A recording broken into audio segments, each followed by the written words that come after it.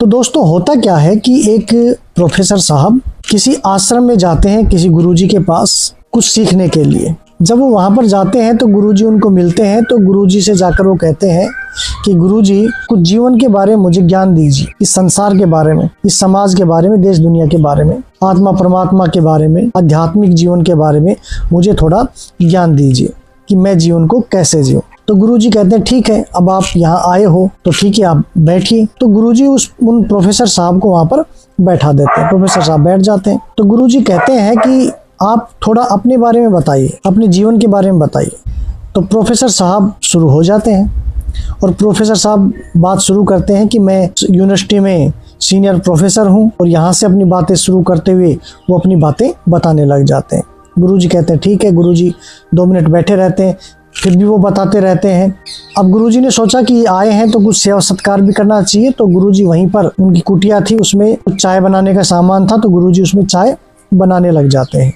चाय बन जाती है। प्रोफेसर साहब अपनी बातें बता रहे थे, और वो बता रहे थे कि मैं किन लोगों के साथ उठता बैठता हूँ, कौन मेरे साथी हैं, कौन कहाँ क्या है, कैसे मैं काम करता हूँ, सब बातें बता रहे थे, और अपने विचार भी वो प्रस्तुत करते जा रहे थे। तब तक चाय बन गई थी। गुरुजी चाय लेके आते हैं और 1 कप प्रोफेसर साहब का और 1 कप खुद का गुरुजी लेकर आते हैं। तो 1 कप प्रोफेसर साहब को उनकी मेज पर रख देते हैं और 1 कप उनके पास खुद के पास रहता है।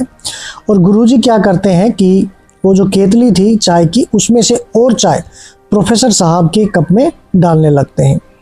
तो प्रोफेसर साहब देखते हैं कि कप बढ़ता जा रहा है, और धीरे धीरे गुरुजी उसमें चाय डालते जा रहे थे और कप बढ़ता जा रहा था, और धीरे धीरे कप की जो चाय है वो बाहर बिखरने लगी। तो प्रोफेसर साहब थोड़ी देर तो देखते रहे, और फिर उसके बाद उन्होंने गुरुजी से कहा कि गुरुजी देखो, चाय तो बिखर रही है, चाय तो बाहर निकलती जा रही है, इसमें कप तो कब का भर गया, ये जो चाय है इसका कोई फायदा नहीं है, ये चाय तो बेकार जा रही है, व्यर्थ बह रही है। तो गुरुजी थोड़ा मुस्कुराते हैं और मुस्कुराकर प्रोफेसर साहब को कहते हैं कि प्रोफेसर साहब, मैं आपको कोई ज्ञान नहीं दे सकता। तो प्रोफेसर साहब कहते हैं कैसे, आप मुझे ज्ञान क्यों नहीं दे सकते, आप तो इतने बड़े महान संत हैं, आपकी ज्ञान के तो दूर दूर तक चर्चे हैं। तो गुरुजी कहते हैं कि अभी जो आपने ये चाय का कप देखा, इसी कारण। तो उसने कहा इसमें ऐसा क्या है? तो उसने कहा कि इस चाय के कप से आप एक बात सीख लीजिए कि चाय के कप में पहले से ही चाय है, और हम उसमें चाय डाल रहे हैं, तो क्या होगा, उसमें चाहे कितनी भी चाय डाली जाए वो सारी चाय व्यर्थ हो जाएगी,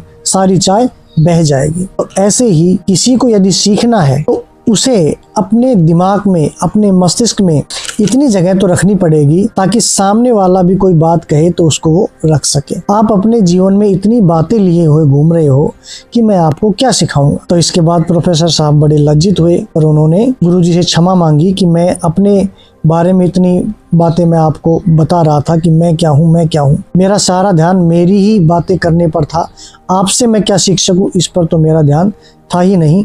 और प्रोफेसर साहब को ये बात अच्छी तरह समझ में आई। तो दोस्तों, हमें भी ये बातें समझनी चाहिए कि हम कहीं भी किसी के पास भी कुछ सीखने जा रहे हैं तो कुछ लेने जा रहे हैं, तो कम से कम हमारे पास दिमाग में, मस्तिष्क में, मन में, हृदय में इतनी जगह तो होनी चाहिए कि हम उस व्यक्ति का सुन सके और उस व्यक्ति के पास जो कुछ है उसको हम ग्रहण कर सके।